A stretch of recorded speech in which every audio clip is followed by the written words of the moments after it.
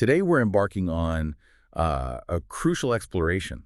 We're diving into the world of public policy and policymaking, specifically through the lens of the South African Public Administration N5 curriculum.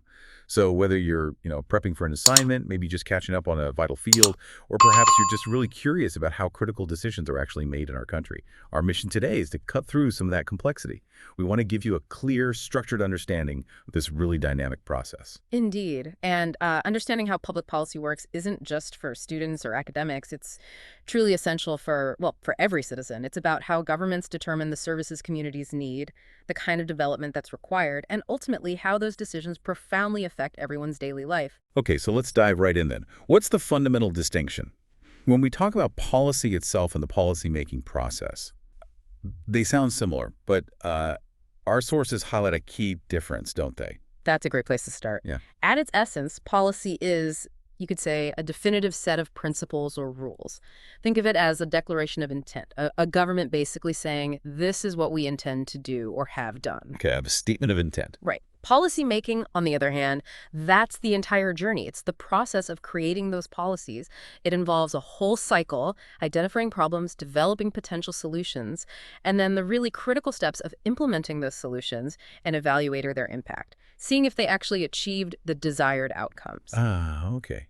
So it's far more than just, a static document on a shelf somewhere. It's a living, breathing journey from identifying a need in society to actual tangible action in our communities.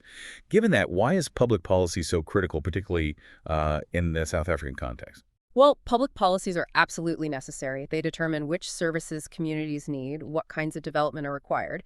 And what's fascinating here, and perhaps quite unique to South Africa, is how this ties directly into our Constitution.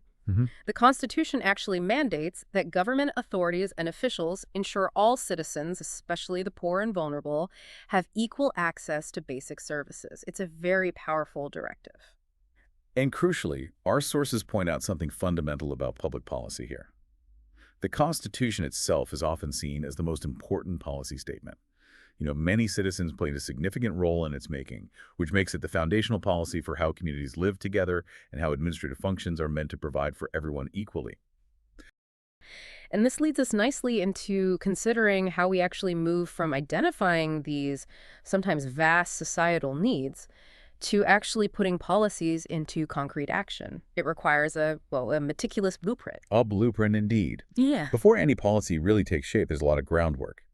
Our sources emphasize planning as a core thought activity. Oh. It's described as an exercise in imagination, logic, and vision, essentially deciding well in advance what needs to be done, when it needs to be done, how, and crucially, by whom. Exactly. And central to this planning is the determination of objectives. These aren't just vague aspirations or hopes. Experts in the fields highlight that these objectives need to be defined along 3 specific dimensions to be truly effective.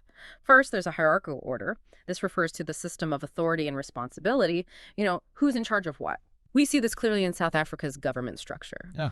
The elected legislature, the cabinet, which is the executive, and then the departments and public officials, the administration, and all operating across national, provincial, and local spheres.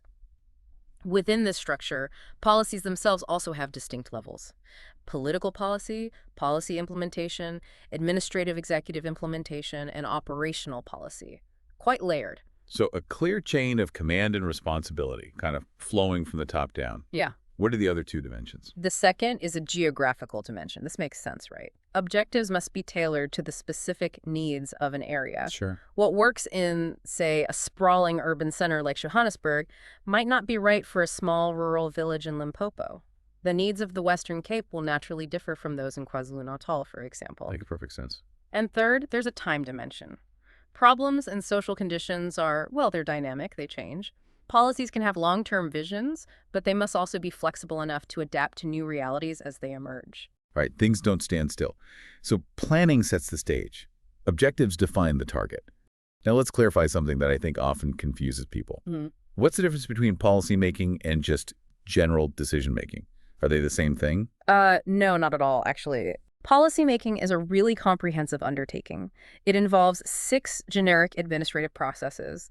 Think of these as all the steps required to get a policy from an idea to actual execution. Everything from organizing staff and resources, setting procedures, to monitoring progress. It's the whole 9 yards. Okay. Decision-making, however, is a narrower concept. It's simply the method followed to arrive at a choice from several available options. That distinction is key. Yeah. So policy making is the big picture. Decision-making is choosing paths along the way. Okay. It's also clear that policy doesn't happen in, a vacuum. It's influenced by a whole constellation of forces. What are the key internal and external factors that can really influence how policies are shaped? Yeah, we can definitely divide these into 2 main groups. First, let's look at internal factors. These are present within the government institution itself and have a vital impact. Think of them as the organization's own capabilities and constraints. Okay, like what? Well, first, the conditions of establishment. Each public institution has its own unique objective, its mandate. So one department can't just interfere in another's affairs, theoretically. Then there's political assignment. You have ministers leading departments, and part of their role is ensuring the aims of their political parties are achieved through the department's work. Right, the political direction. Exactly. Legality is paramount. Policies must adhere to state and administrative law. They absolutely cannot go against the Constitution or citizens' fundamental rights. Financial means are, well, pretty obvious. Institutions need sufficient funds to operate effectively. Aims must be affordable and realistic. You can't have unfunded mandates, essentially. Makes sense. The abilities of staff matter greatly. If a policy requires specific technical expertise, you need staff with the right qualifications to implement it properly. You need the right people. Absolutely. And finally, even basic physical facilities, adequate offices, furniture, vehicles, these are necessary for departments to actually function effectively, the nuts and bolts. So essentially, the internal machinery of government, its structure, its resources, its people, its rules. That's a good way to put it. And then there are the forces from outside. Precisely, the external factors. These are the broader societal and political forces pushing and pulling on the system. First, you have circumstances. These are broad societal changes, things like population increases, major technological advancements, or sudden economic and social crises. These directly impact policy needs. Like the pandemic, for instance. Exactly. Or high unemployment leading to calls for new job creation policies. Then, the needs and expectations of the population. This is a powerful force. Communities exert pressure on the government to meet their evolving needs and demands. Policies of political parties are fundamental. The party that wins an election will, naturally, introduce and try to enforce new policy changes aligned with their manifesto and mandate. Elections have consequences, as they say. They certainly do in policy terms. Then, the activities and representations of interest groups. These are hugely significant. Groups like trade unions, business associations, environmental groups, COSATU is mentioned as an example, they have substantial influence by representing specific interests. They might lobby, provide information, or even engage in mass actions to push for policy changes. They make their voices heard. Very much so. The personal views of political executive office bearers also play a role. Officials, ministers, the president, they can influence policies by offering advice, setting priorities, championing certain causes. And finally, research, investigations, and views of experienced public officials are crucial. Think tanks, university researchers, government's own research units, and commissions of inquiry provide vital information and recommendations that can lead to new policies or significant changes to existing ones. That's a really comprehensive list. Is there one factor there, maybe internal or external, that you think is consistently underestimated, either by public or perhaps even by politicians themselves when policies are being shaped? That's a good question. Internally, I'd probably say the abilities of staff and the financial means are often underestimated. You can have the most brilliant policy idea on paper, Right. but if the implementing department lacks the skilled personnel or simply doesn't have the actual budget allocated to carry it out effectively, that policy can be utterly crippled before it even starts. So implementation capacity is key. Absolutely critical. And externally, I think the activities and representations of interest groups are probably more influential than many people realize. These groups can genuinely shift the policy agenda, sometimes through quiet, behind-the-scenes negotiation, and sometimes through very public pressure campaigns. Their impact can be quite profound. That's a great insight. It tells us where some of the real policy battles might actually happen. away from the formal procedures sometimes. So, okay, we've identified the influences. Now, how does the actual policymaking procedure unfold? What are the steps involved? Well, first, there's the policymaking processes itself. This is where the core questions get answered. What objectives are we trying to reach? By whom, which staff are needed, which organizational units, which institutions are going to be involved, how, meaning what procedures will action be taken, how will it all be financed, and importantly, who controls the activities, who monitors progress. This phase also involves something called the marketing of policies. Marketing. Yeah, essentially introducing approved policies to the public, explaining them, building support, and monitoring public attitudes. This is critical for buy-in and ultimately for effectiveness. So it's not just making the policy, but also, in a way, selling it to the public and ensuring it lands well. Exactly. You need public understanding and cooperation often. Then the second group is the policy implementation processes. This is where the decisions turn into actual reality. The legislature makes the public policy official, maybe passes a law, and then the government allocates the necessary resources, the money, the people, to actually get things done on the ground. Where the rubber meets the road. Precisely. And third, there's policy analysis and valuation processes. This is absolutely critical, though sometimes overlooked. This is where we step back and ask the tough questions. Did the policy actually achieve its intended goals? What were the impacts, both positive and negative? Were there unintended consequences? Right. Do it work? Exactly. This feedback loop is vital because it informs whether a policy needs tweaking, maybe minor adjustments, or perhaps even a complete overhaul if it's really not serving its purpose. Without proper evaluation, policies can just drift aimlessly or even cause harm. That makes sense. Continuous improvement. So who are the main players then, the specific institutions involved in bringing these policies to life? It sounds like quite a complex cast of characters. It is, and it involves a lot of interconnected parts. First, you have legislative institutions. These are the elected bodies, parliament at the national level, provincial legislatures, and municipal councils locally. They have the ultimate authority to make and approve policies and laws. The lawmakers. Yes. Then there are executive councils and committees. Think of these mainly as government departments where needs are often first recognized and policies are drafted. The cabinet, consisting of all the ministers, plays a central role here in approving policy direction. Okay. You also have commissions and committees of inquiry. These are often appointed by the president for specific, sometimes contentious issues. They gather information, conduct in-depth research, and make recommendations that can lead to new policy formulation. They're often designed to be unbiased and involve external experts. Like the Zondo Commission, for example. That kind of body, yes, investigating a specific mandate. Then there are select, standing, and joint committees of Parliament. These are smaller groups of MPs appointed by Parliament itself to gather information and evidence crucial for scrutinizing government proposals and formulating policy refinements.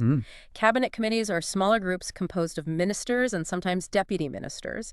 They investigate specific policy areas in more detail and propose policies to the full cabinet for consideration. And finally, internal auxiliary services and staff units. These are the support structures within government departments that provide management advice on specific policy aspects like HR, IT, legal services, finance the internal machinery that supports policy work. Wow. Okay. So it really is a network of different bodies interacting. It sounds like policy operates on multiple levels, too. Can you break down those different tiers of policy, maybe from the highest political vision down to the everyday rules? Certainly. Policymaking typically takes place on 4 distinct levels. First, at the top, you have political party policy. This is arguably the highest policy level in the public sector. Political parties work with communities, they identify problems, they listen to voters, and they formulate proposals. If a party wins an election and forms the government, its policy proposals become the government's agenda. These can then become bills presented to Parliament and ultimately, if passed, become acts of law. So it often starts with a party's promise or their vision, essentially. Precisely, that's the starting point. Then second, you have government policy. This is the political implementation stage. Here, decisions are made on the specifics, staffing, financing, organizing, setting work procedures, all to turn that political vision into a concrete reality. This involves creating actual programs to carry out the government's policy. Making it happen. Exactly. Third, there's departmental policy. This is the administrative executive implementation level.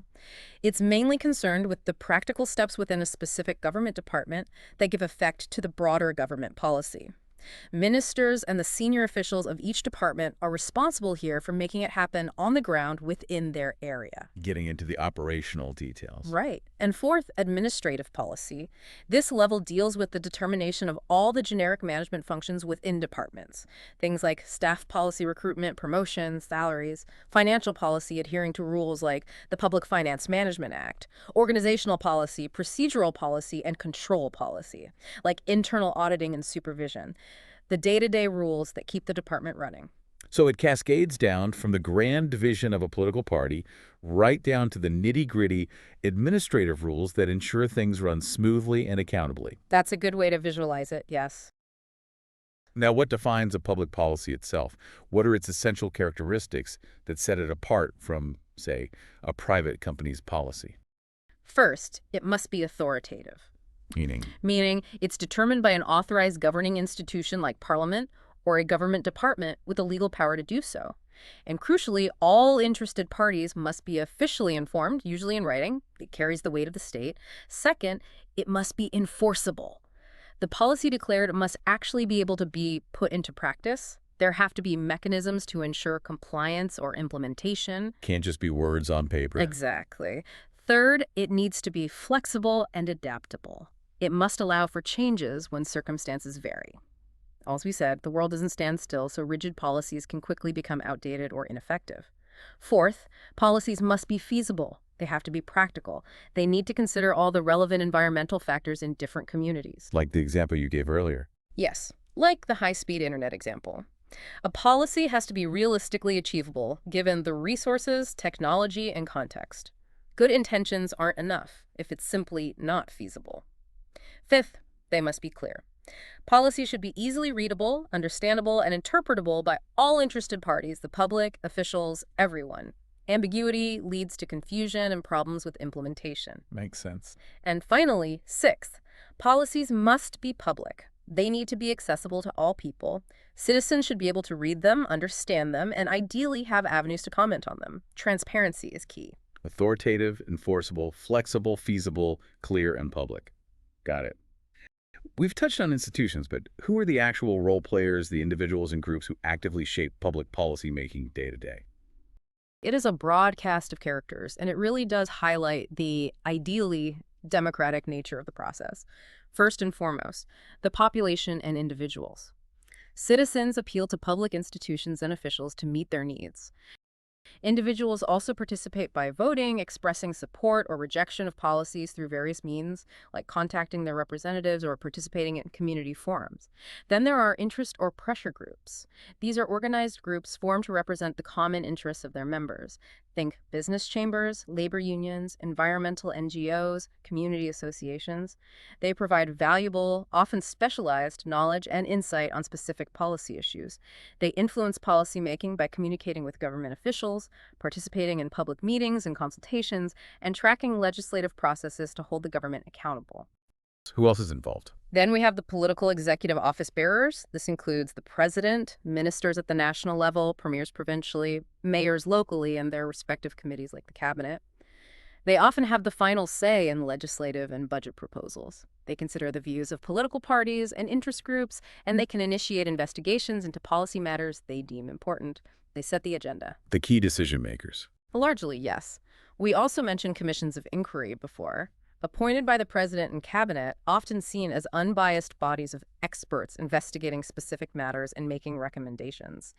Ministers and cabinet then make the final decision on whether to accept those recommendations. There's the cabinet secretariat, an essential but often unseen unit. They're responsible for the smooth running of cabinet preparing agendas, memos, minutes for meetings, and crucially, following up on decisions to ensure they're actually implemented by the relevant departments. The administrative backbone of the executive. Exactly. The President's Council is also mentioned, which the state president can request advice from. It serves as a significant advisory and investigatory institution for higher-level policymaking. And of course, we can't forget newspapers and other media. They play a vital role in shaping public opinion, disseminating information about policies and policy failures, and holding government accountable through reporting and analysis. Setting the public agenda, sometimes. Absolutely. And lastly, we need to acknowledge international influences. Global events, international treaties, economic trends, policies of other countries or international bodies like the UN or World Bank. These can all impact domestic policymaking, for instance, in areas like trade, climate change, or human rights. It really is a multifaceted process with inputs from everywhere. That's a truly comprehensive picture of how public policy comes to be.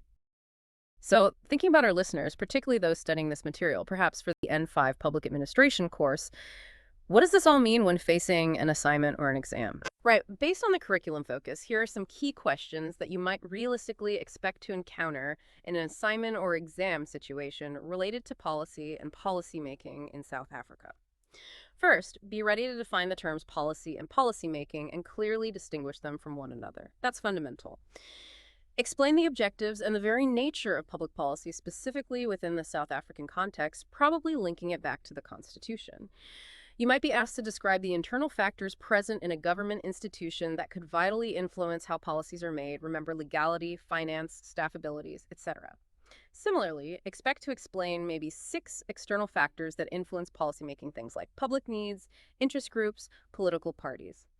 Be prepared to explain in detail the 3 groups of the policymaking procedure: the making, the implementation, and the analysis evaluation phases. You'll likely need to name and briefly explain the key institutions involved and their basic roles: legislative institutions, executive councils, commissions of inquiry, parliamentary committees, cabinet committees, and those internal auxiliary services. Also, explain the 4 levels of policies: political party, government, departmental, and administrative, and perhaps provide a more comprehensive discussion of political policy as that crucial top level. You'll definitely need to know the characteristics of public policy. Name and briefly explain them: authoritative, enforceable, flexible, feasible, clear, and public. You might get a question asking for a comprehensive discussion of maybe 6 role players in public policymaking, potentially asking you to specifically explain the contribution of interest groups. It's possible you'll be asked to discuss a commission of inquiry specifically as one of the institutions involved in determining policy. And finally, be able to briefly describe the political executive office bearers found in the South African government system: president, ministers, premiers, mayors. That's really helpful practical guidance. Okay, what a journey we've taken through the quite intricate world of South African public policy. Well, hopefully, next time you hear about a new government policy or maybe a proposed change, you'll have a powerful new lens through which to view it. And if this sounds like your kind of thing, if you want to explore these topics more with us, well, hitting subscribe is probably a good idea. Definitely. Yeah, click that subscribe button. We've got plenty more planned. And maybe give this video a like. It helps other people who are interested in this stuff find the channel. Please do. It makes a difference. But until then, do check out some of the other videos. Lots to explore. Thanks again. ConsultKano Consultants for professional advice. You can trust.